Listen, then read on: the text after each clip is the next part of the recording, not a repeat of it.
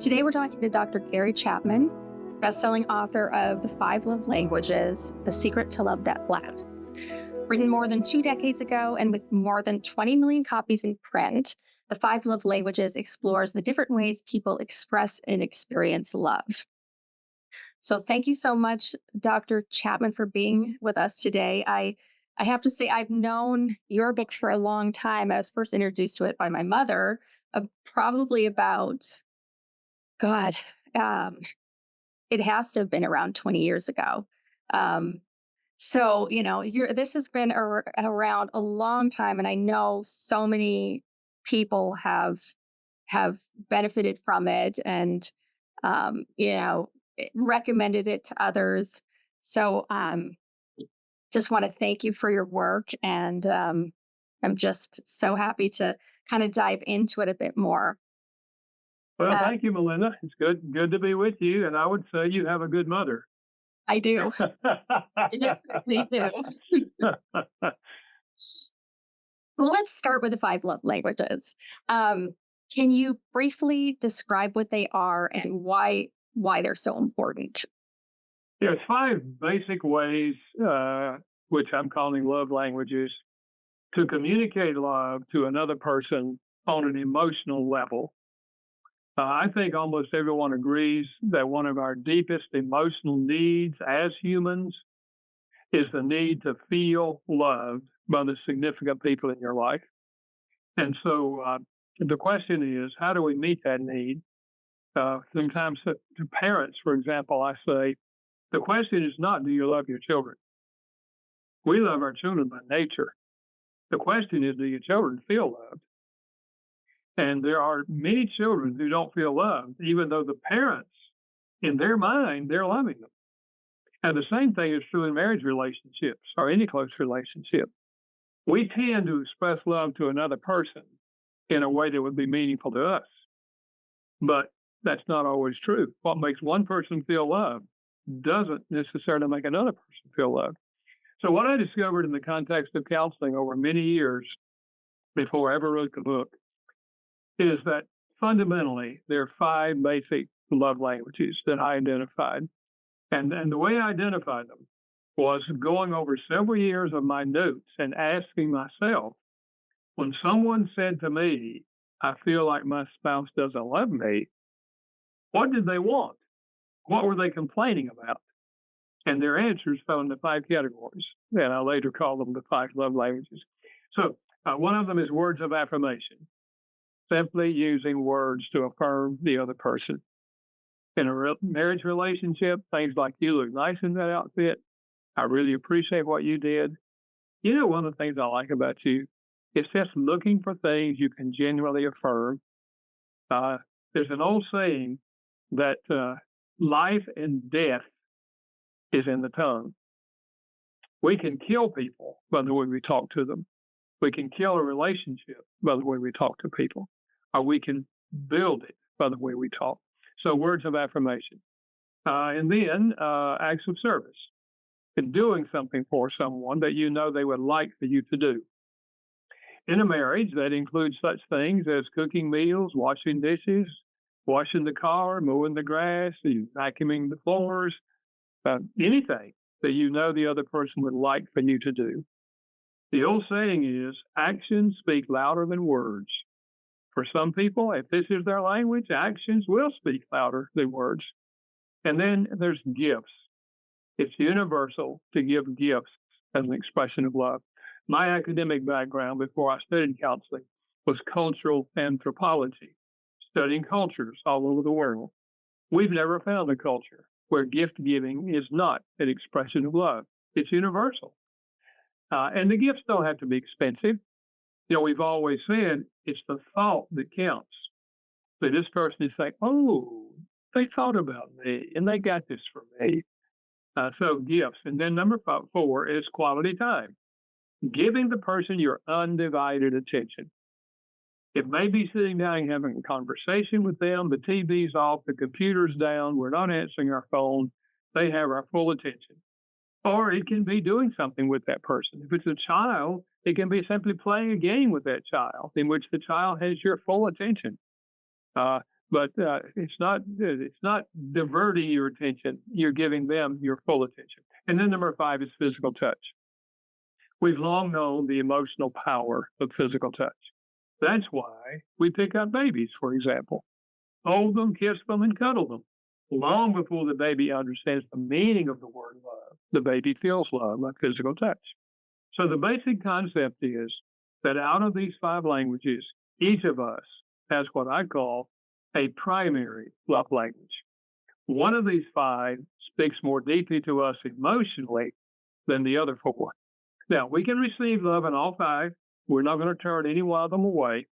But if we don't receive love in our language, we will not feel love, even though the person is speaking some of the other languages. So that's the basic concept of the book. And if couples can get hold of this, it'll enrich their marriage, it'll enrich the parent-child relationship, it enriches any close relationship in a work setting or anywhere else. So that's the basic concept. Thank you. So you just touched on the what you called the primary love language, and in your book you talk about primary and secondary love languages.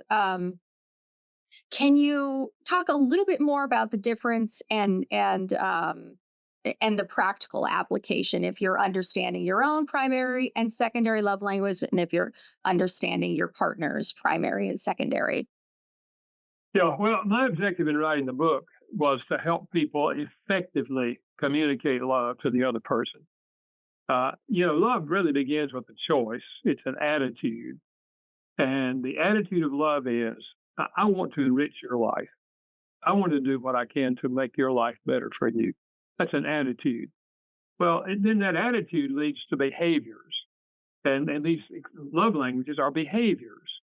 It's not that you have to have a very super positive feeling for somebody to speak their love language.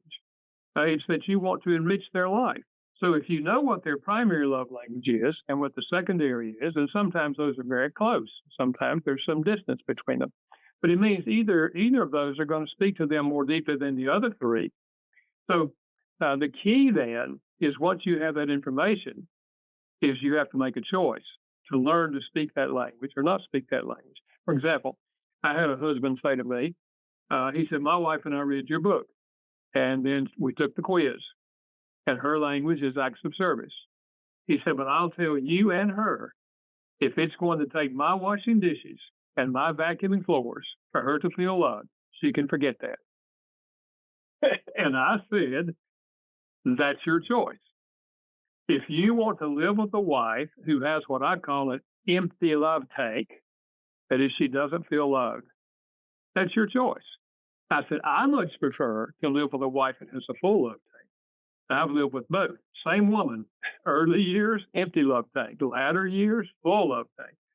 And I much prefer the latter woman. And I said, my wife's language is acts of service. So I do wash dishes, I do vacuum floors, I do clean toilets, and my wife tells me I'm the greatest husband in the world. And I know that's a hyperbole, but my language is words of affirmation. It feels good to me.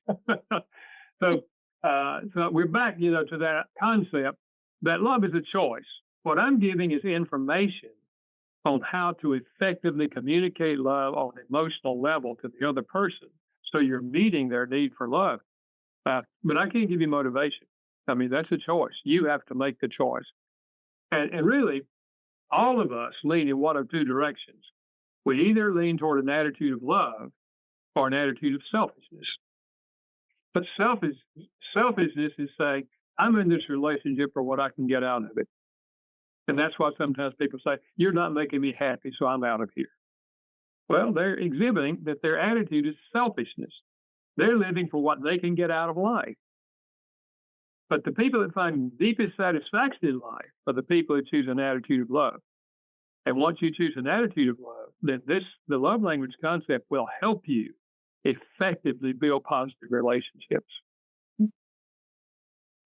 You also talk about, within the context of love languages, that there are dialects, the same as there are dialects in, regular languages.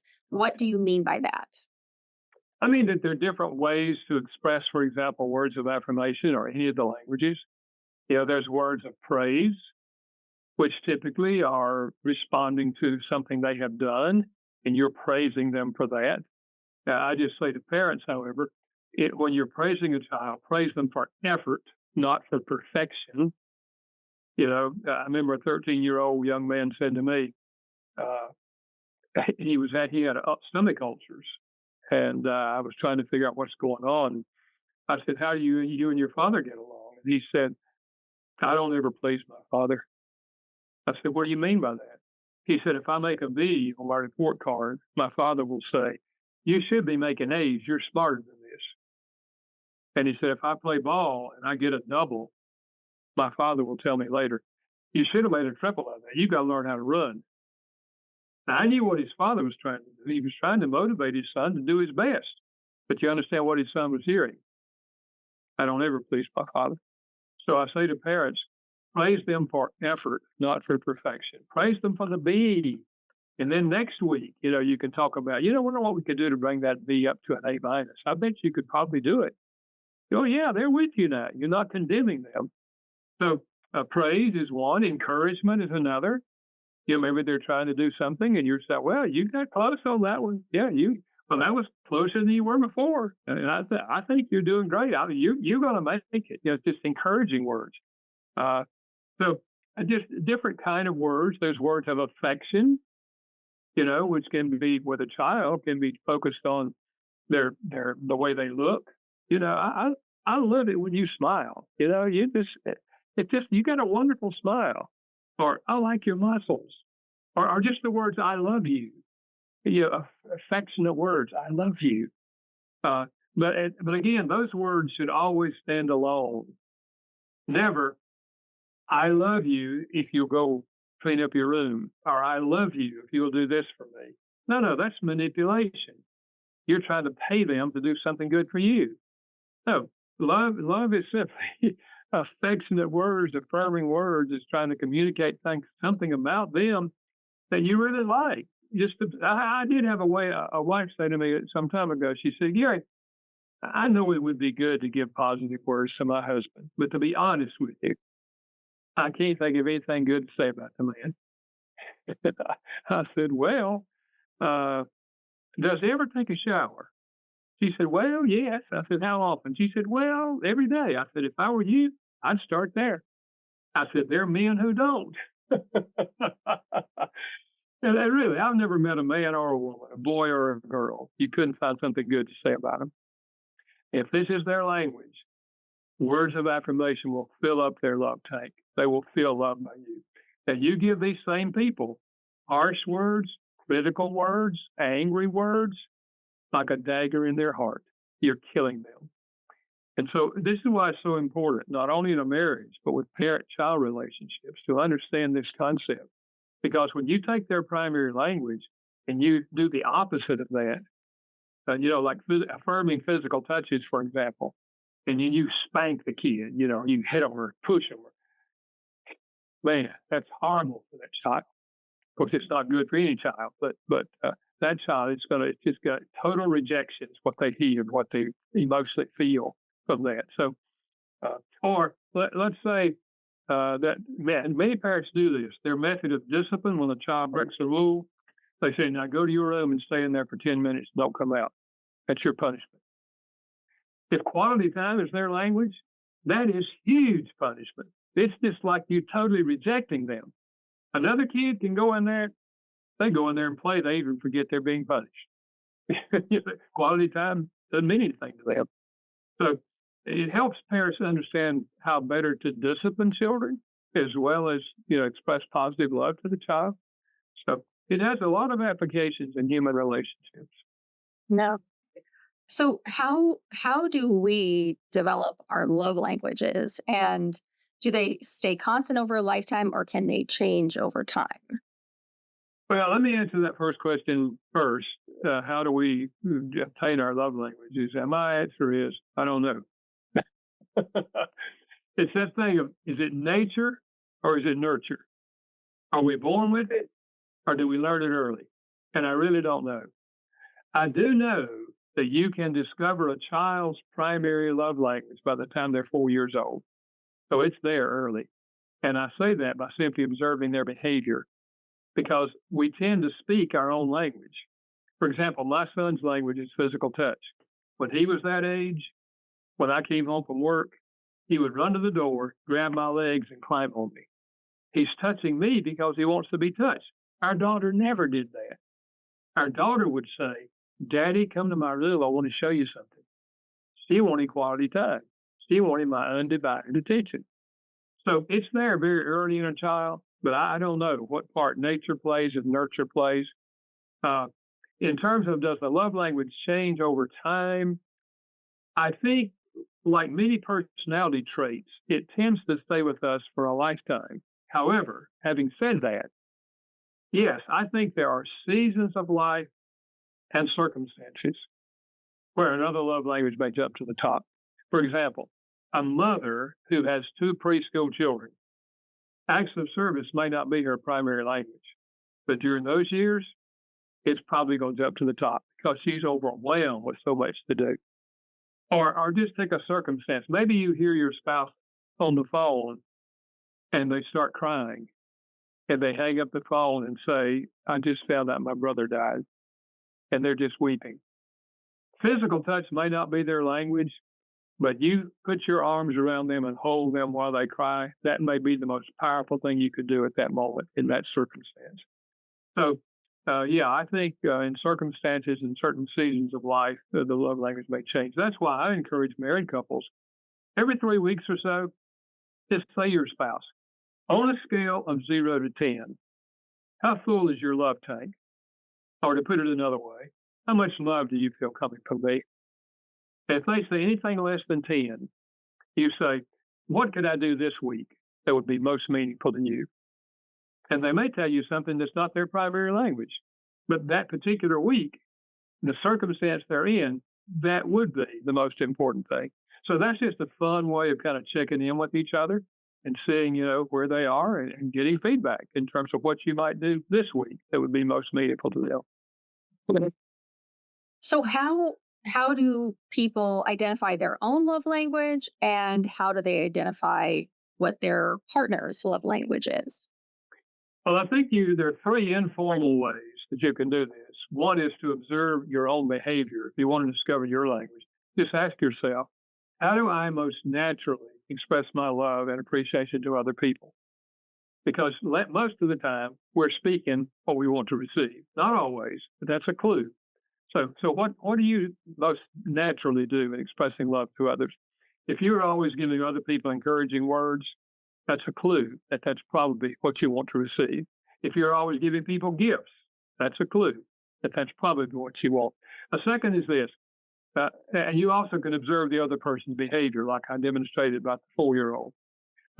Then the other question is this: what do I request most often of my spouse?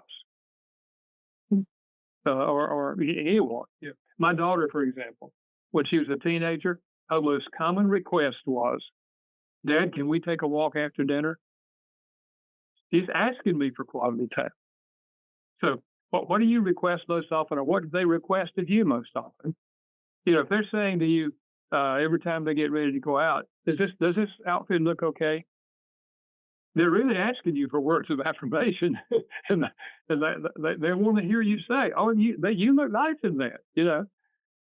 So what do they request, and then what do they complain about, or what do you complain about? Because the complaint reveals the love language. For example, I had a mother say to me recently, she said, "My 6-year-old son said to me, we don't ever go to the park anymore since the baby came." He's telling his mother, quality time is my love language. And I used to go to the park with you. It was just the two of us, and we had a good time. And now the baby's here. He's complaining. He's not getting that quality time. So, if your spouse says to you, I just feel like we don't spend any time together anymore. I feel like we're just ships passing in the night. How do you feel? They're telling you quality time is what they long for, and they haven't had it now for a while. They're wondering what's going on here. If you put those three things together, you can pretty well figure out what your love language is or what someone else's language is. Now, you can also go online and take a free quiz at the website, 5lovelanguages.com. The number 5lovelanguages.com. There's a free quiz there for married couples. There's a quiz for single adults. There's a quiz for teenagers. And there's a little, not exactly a quiz, but some activity you can do with a child to determine their love language. In fact, my publisher that operates the website told me that 137 million people have taken that couples quiz. And so what you do is make choices between two things, and it tells you what your primary language is, what your secondary is, and then the other three, and how they all fit, whether the first two are really close or whether there's distance between the first two. So it's an easy way to determine your primary love language. So even once you determine, what your love language is, what your partner's primary love language is, um, obviously putting that into practice, is going to take work. What would you say, or what are the common challenges that you see with couples when their love languages differ? And what advice do you give to people who just don't don't really understand their loved ones' love language? Yeah, well, I think until they understand the concept, they're going to wonder. Well, I'll give you an example. A wife said in my office that she didn't feel loved by her husband. And he said, I don't understand that. I do everything I can to show her that I love her. And I don't know how she can sit there and say she doesn't feel loved. And I said, well, what do you do to show your love? And he started rattling off these things. He said, well, I get home from work before she does. So I start the evening meal. And sometimes I have it ready when she gets home. If not, she'll help me. We eat. I wash the dishes. Every Thursday night, I vacuum the floor. Every Saturday, I wash the car. I mow the grass. I help her with the laundry. And he went on. I was beginning to wonder, what does this woman do? I mean, it sounded like he was doing everything. And he said, I do all of that. And she sits there and says, she doesn't feel loved. He said, I don't know what else I could do. Well, he didn't have the concept of the love languages, you say. And what she said in response to that, she said, Dr. Chapman, he's right. He is a hardworking man, but we don't ever talk. We haven't talked in 20 years. He's always mowing the grass, washing the dishes, vacuuming the floor. He's always doing something. So, see, she was begging for quality time. He was giving her acts of service because very likely that's what he would like for her to be doing for him. And so he's showing his love to her in the only way he knows how. So if he understands the concept that what makes one person feel loved doesn't make another person feel loved, and that maybe her language is not going to be acts of service, then he can come to understand why it's important for him to carve out some time to sit down and have conversations with her and share your thoughts and your feelings and your dreams and your frustrations with each other and feel like, man, he really cares about me. He's willing to spend time with me. Now, I think if the primary love language of your spouse is something that you did not receive as a child, it will be more difficult for you. Because, look, for example, if you did not receive words of affirmation growing up, and all you heard maybe was negative words, it's a learning curve because it's not natural for you to say words of affirmation. I had a husband who told me exactly that. He said, Dr. Chapman, we took the quiz and her language is words of affirmation. He said, I don't know how to do that. He said, only thing I ever remember from my childhood, over and over, they told me, my parents, I was never going to amount to anything. I was lazy and that, and da, da, da, da, da, da. And I said, well, you are where you are. We can't change our history. I said, but here's the good news. You can learn to speak this language as an adult if you understand how important it is and you choose to do it. I said, for example, can you tell me 3 things that your wife is good at? And he thought a moment. He said, well, she's a good cook, and she's a good school teacher, and she's a good mother. And I wrote those 3 words down. And out beside each one of them, I just wrote a sentence or two, like on the cooking, something like, honey, I haven't told you this, but I really appreciate all the meals you cook for us. You're a wonderful cook. Just 2 or 3 sentences. I said, now here's your assignment.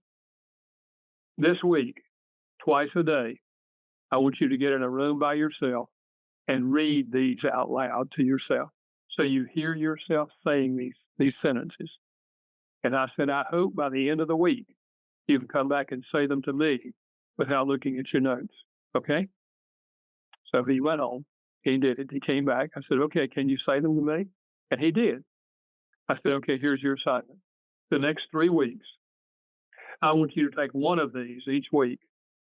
I don't care what day of the week or where you are, but you just give her one of these each week for the next 3 weeks. He said, oh, man, I hope I can do it. I said, you can. You just did it for me. If you can say them to me, you can say them to her. So he came back after 3 weeks. I said, well, did you do it? He said, yeah, I did. I said, how'd she respond? He said, well, on the 3rd week, she said to me, what's going on with you? I have never heard you give me so many compliments. I said, what did you say? He said, well, I just said to her, honey, we read that book and then we took that quiz and I know your language is words and I'm just trying to learn how to use words to communicate to you how much I love you. And she said, oh, honey, that is so wonderful. So, we can learn to speak any of these languages as an adult. But yes, it's a learning curve. But if you understand why, you have an attitude of love, you want your spouse to feel loved, you want to meet that need for them, then it's worth the effort to learn how to speak a language that you don't know how to speak.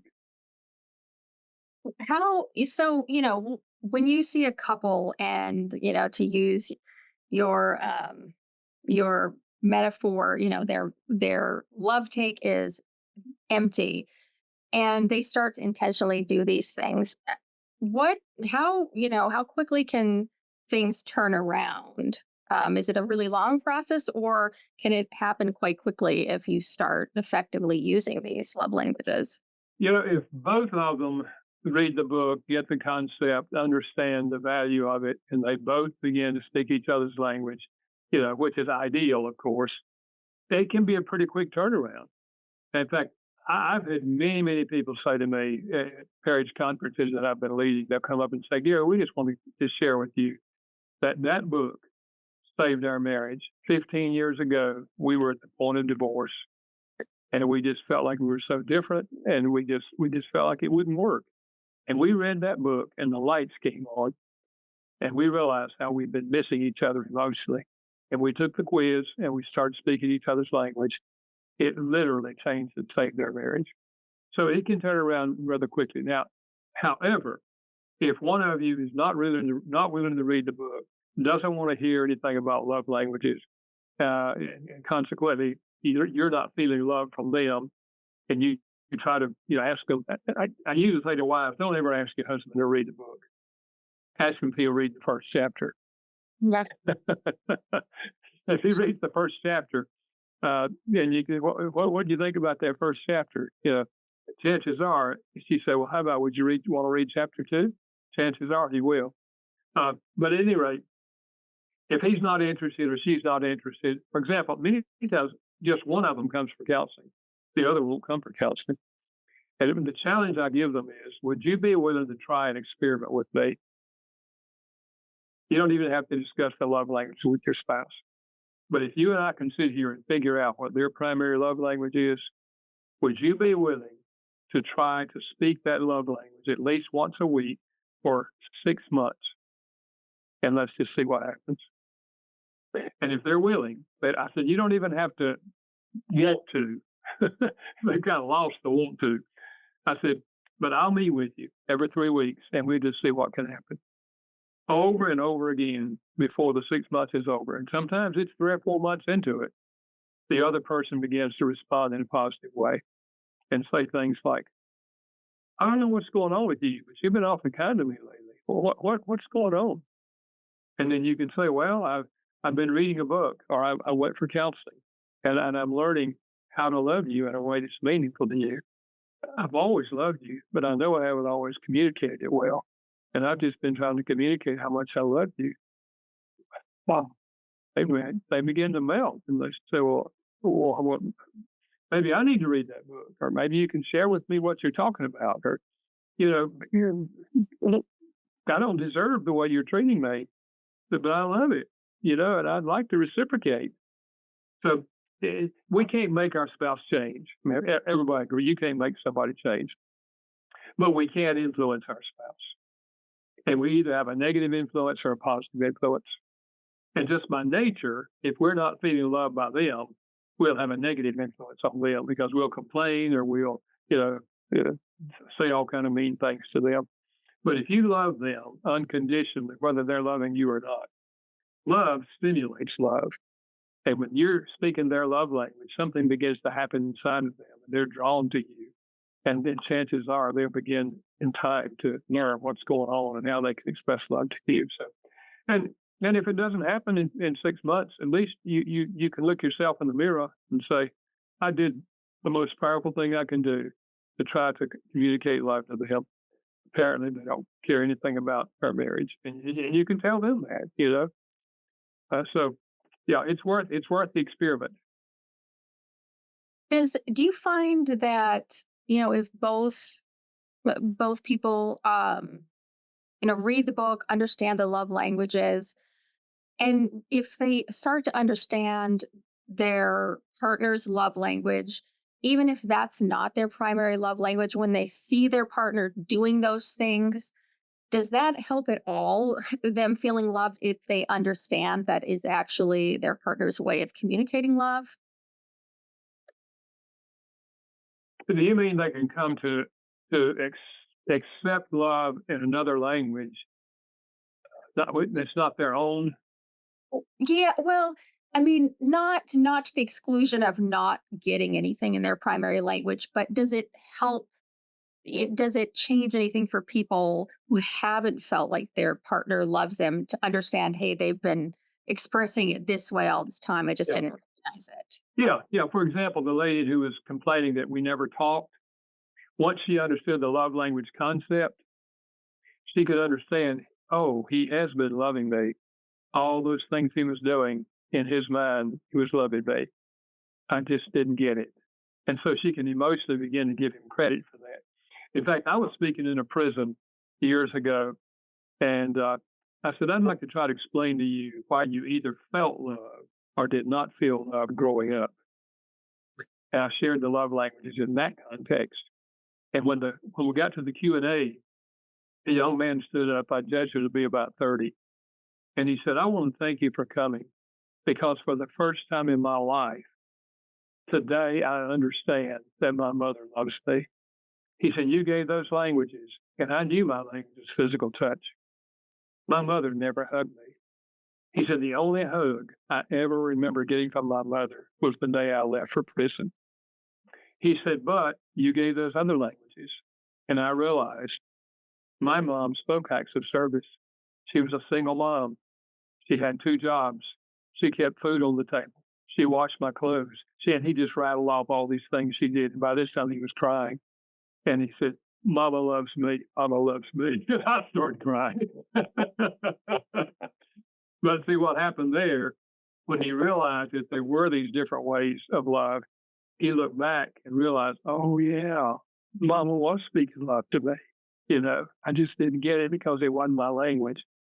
So yeah, it can be a healing experience. Yeah. What about, do you find, well, what's the impact of cultural differences um, in with the love languages? Yeah. Well, this is what really surprised me that the book has been published now in over 50 languages around the world. I mentioned earlier that my background was cultural anthropology, and I understand the differences in cultures. In fact, when the first publisher came, which happened to be Spanish, and asked to get the rights to publish it in Spanish, I said to my publisher, "Listen, I don't know if this works in Spanish culture. I discovered this kind of in middle America." And they said, "Well, they've read the book and they want to publish it." I said, "Well, okay." It became their bestseller, and then many other languages, it's become the bestseller. So yeah, I know there's cultural differences, and people have asked me, well, how do you know they translated it like you wrote it? I don't know. I can't read the language. But for example, physical touch. There are cultures where if two men who are friends meet just walking down the street, they'll kiss each other on each cheek. Yeah, well, we don't do that in American culture, but that's a normal thing for them. So there are cultural nuances to how to speak any of these languages, and I'm sure that in the translation they take that into account. Uh, but that really has surprised me that it's gone to so many languages, which does make me think that these five fundamental languages are pretty fundamental to human nature. You know, yes, there's cultural nuances, but these five are pretty much universal in terms of humans and broad categories of how we receive love. Right. So with, you this book has been, like you said, just published in so many languages, read by, millions and millions of people over, the time that it's been published, and kind of with feedback you've gotten, has any of your concepts evolved since the beginning? Has anything significant changed? You know, I'm often asked that. In fact, I've had people suggest that, Dr. Chapman, there's a sixth love language. And I say, well, fine, what is it? And they'll say things like, well, one man said chocolate, chocolate. I said, well, if they bought it, it's a gift. If they made it, it's an act of service. So I've never been dogmatic to say there are only five. These are the five I discovered. But since through these years, no one's ever come to me with one that I saw as being distinctly different. Everything's been suggested to me is a dialect of one of these languages. Like I've seen signs that says my love language is tacos, or I saw on Amazon Prime on a little package says my love language is on time delivery. I said, well, that's an act of service. So again, as I said, I'm always open to hear new ideas that maybe there is a sixth language. I'm not going to be dogmatic about it. But so far, everything people have suggested fits in my mind, fits in is one category as a dialect with one of those languages. Yeah.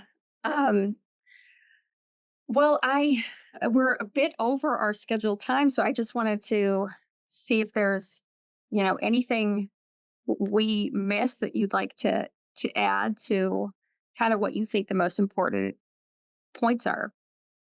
Well, I would just like to also let your audience know that there's some spin-off books, to that first book. The second one was The Five Love Languages of Children, written to parents.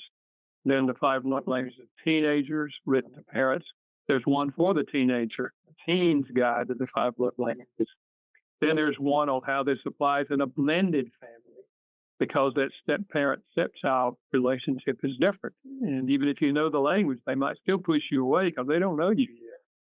And then how it works with adopted children. And another book on that with a lady that has two adopted children and teaches in that area. And what a special edition for military couples on how to speak these languages when you're deployed. For example, you would think physical touch would be impossible if you're deployed. But one lady said, I knew his language was physical touch. So when he was deployed, I traced my hand on a sheet of paper. I mailed it to him with a note that said, put your hand on that hand. I want to hold your hand. When he came home, he said, Gary, every time I put my hand on that paper, I felt her. So it's not literal touch, but it's emotional touch. And that's what we're talking about. So special edition for military, and a special edition for people who have lost a child at birth, either a miscarriage or a stillbirth or a young child that died, and how it helps a couple process their grief if they get the love language thing down. Another one I wrote with a medical doctor on the love languages and dementia. It's called Keeping Love Alive as Memories Fade. And in that one, we explain the fact that they don't keep the same love languages during that downward journey.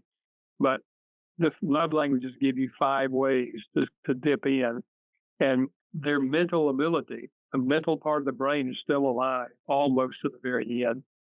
And if you just keep trying these 5, and you'll hit it once in a while, you'll get a response. For example, his wife had early that my co-author, she had early Alzheimer's at 53, I think he was, and he said when she was healthy, gifts was her number 5, but he said that she got where she couldn't talk or anything.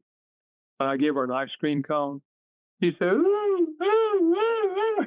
He said, I could live on that for a month, just knowing I had touched her, you know. So all of those for people that are in special, special one with special needs, how it works with special needs children. So uh, because love is so central to life for all of us, that's why these books I think will be helpful to people in all these different situations. Right. Well, thank you so much once again for talking with us. I really enjoyed this, and like I said, I have such a personal connection from so long ago. I mean, for my mother, it was a huge book, and she recommended it to everybody she knew, including her children. So, um, yeah, I'm so grateful for your work and grateful for your time with us. Well, thank you, Melinda. It was good to meet you, good to be with you, and I hope that you keep up the good work of helping people. Thank you so much.